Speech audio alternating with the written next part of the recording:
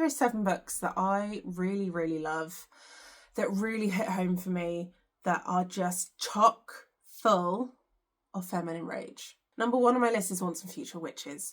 If you're going to combine the suffragette movement and the witches movement and have 3 incredibly powerful female protagonists who are all sisters, who all get wrapped up in politics and are at odds with what they want in their lives and what they have to fight for in order to be able to live their lives in the peace and the quiet that they would like, you're going to get some rage. This gets very, very ragey, and it's not just our protagonists getting ragey, it is a whole movement of women getting ragey and fighting for what they want and what they believe in. It's very, very powerful. It's set in New Salem. We have 3 sisters who are all very headstrong, but all very different. And I really appreciated the way that Alex E. Harrow manages to make these 3 characters feel like such different people.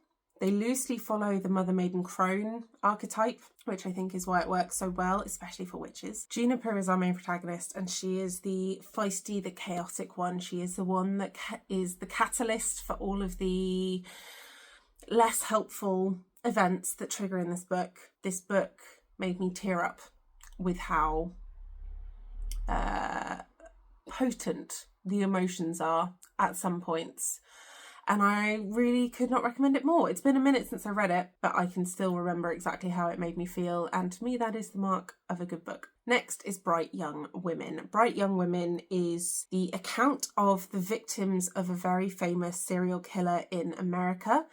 But the author makes the choice, it's a fictional account, just in case.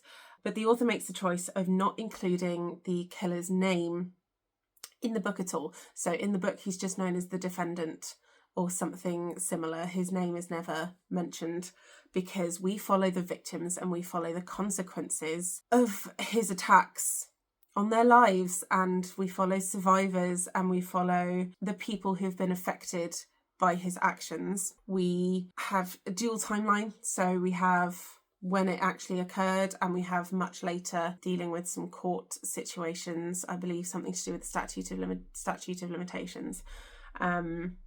But this is a hard-hitting book, so please be aware if you are going to pick this up. It does get quite graphic at times. It is creepy. It is a little bit of a thriller, despite the fact that you kind of know what's going to happen. If you know anything about the serial killer, you know what's going to happen. But the book does such a good job of ramping up the tension and the intrigue. And there is just such a sense of injustice the entire way through because of people not doing their job properly, people not listening properly. I think this is set in the 60s, or at least in a period where misogyny was rampant and no one believed victims and women were dismissed. So there is a lot of that in this book, which is one of the reasons it gets real ragey. But the other reason is, of course, this arsehole, the serial killer, ruining people's lives for the hell of it. And it made me very angry, and I have already recommended it and given it to some people because I think it is an important book to read. Number 3 on this list is Morgan Is My Name. I'm going to loop in Le Fay in here as well, which is the second book, because it arguably gets even more ragey than the first book. Morgan Is My Name is about Morgan Le Fay.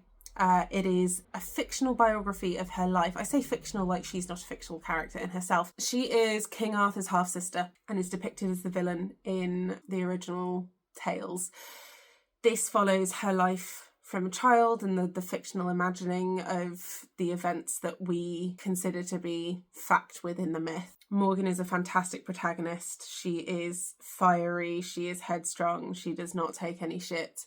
She gets angry very quickly. She has her own ideas about what she wants, and she's going to get those things regardless of what it takes to get them, regardless of what it costs. She builds friendships. She has to create a found family. She deals with tragedy. She makes the best of things in the best way that she knows how. She is not afraid to be herself. She is not afraid to ask for what she wants. And if you know anything about Arthurian myths, you know what's coming. There is a thread of romance throughout, and this is going to be a trilogy. I think the third book isn't quite out, so I've only read books 1 and 2.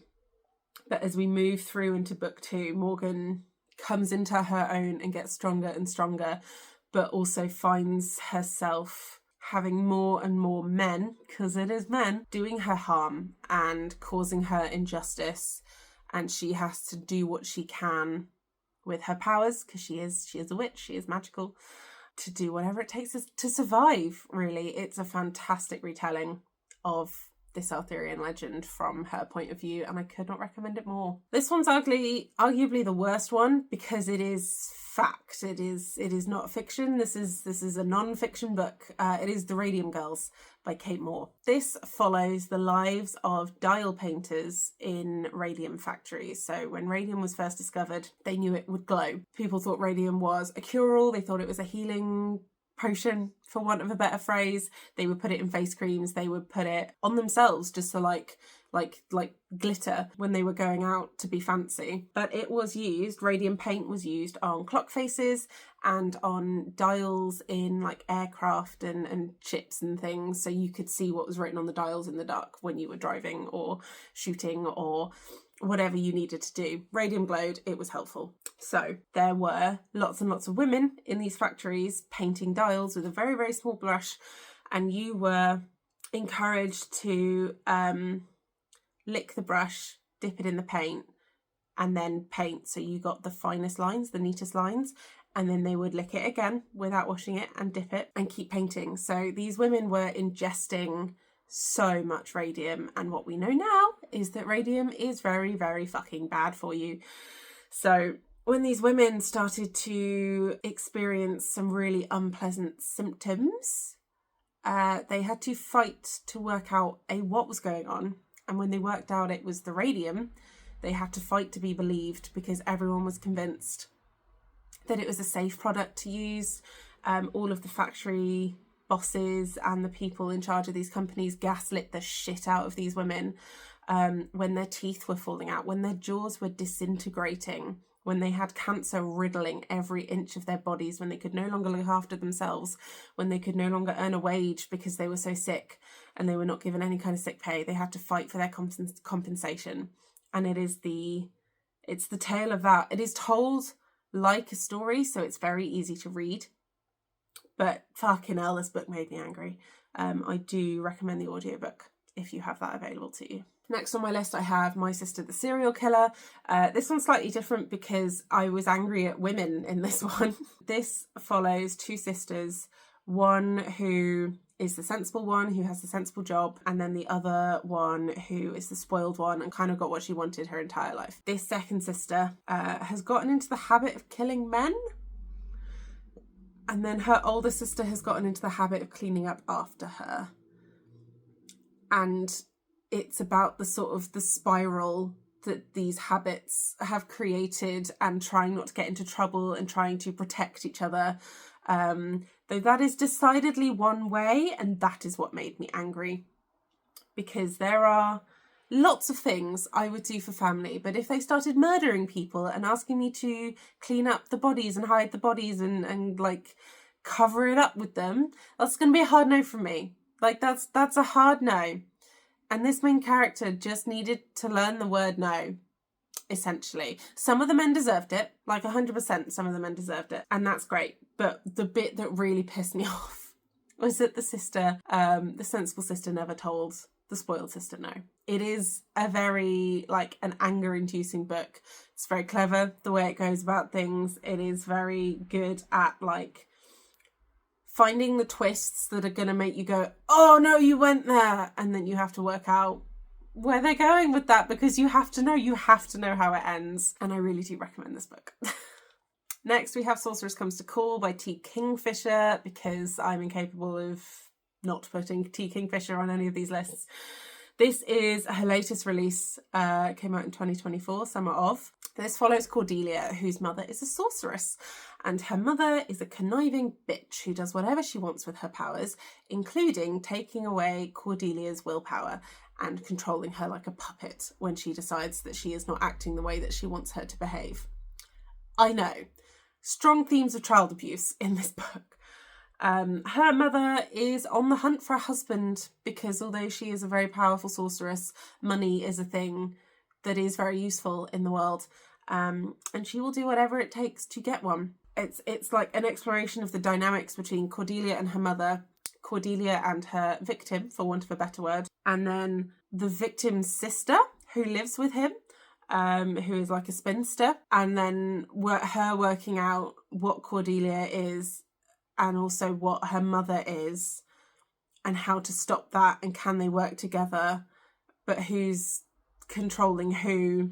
And it's I think it's a loose retelling of The Goose Girl, but I'm not familiar with that story at all. It is a very good book, and Evangeline will really, really piss you off. And then there's a lot of revenge, and it's delightful at the end. It is. I really enjoyed the amount of revenge that was in this story. Would highly recommend. And then last on my list is Kaikeyi by Vaishnavi Patel. This is like a fantasy biopic almost of this fictional character, Kaikeyi.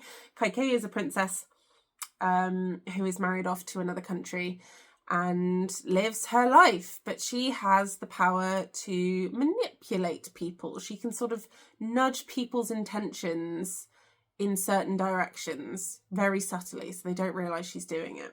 And she doesn't know of anyone else with these powers, and it's sort of just her, but she uses her powers to navigate her way through this world that she's been thrust in, because it is a very misogynistic world. It is patriarchal to a fault, and it's about her finding allies and doing the political dance of political intrigue that she needs to in order to survive. But there is a lot of female rage in this book because of the way that she is treated, because of certain prophecies that come into play. It is fantastically written. It is such a beautiful setting for a story like this, and Kaikeyi is such a brilliant character. She has such a smooth character arc throughout the whole book, and she is so likable, and she is strong, and she doesn't put up with anything that she doesn't absolutely have to put up with in order to survive. It's brilliant. I could not recommend this more. This is one of my last 5-star books from last year. Oh, it was so good. It was so good. Let me know if you have read any of these books. I hugely recommend all of them. If you do go away and read them, please come back and tell me what you thought of them. I would definitely like your opinion on those things. I know some of them are a bit hit and miss with some people, but I really loved all of these, and I thought they were really powerful books. And that is something I love to read about. So if you have any similar recommendations or books that you think do belong on this list that I haven't mentioned, please do drop them down below. Like and subscribe and all that good stuff, because you know how YouTube works. All my social media, including my Patreon, are linked down below, and I will see you in the next video. Thank you for being here.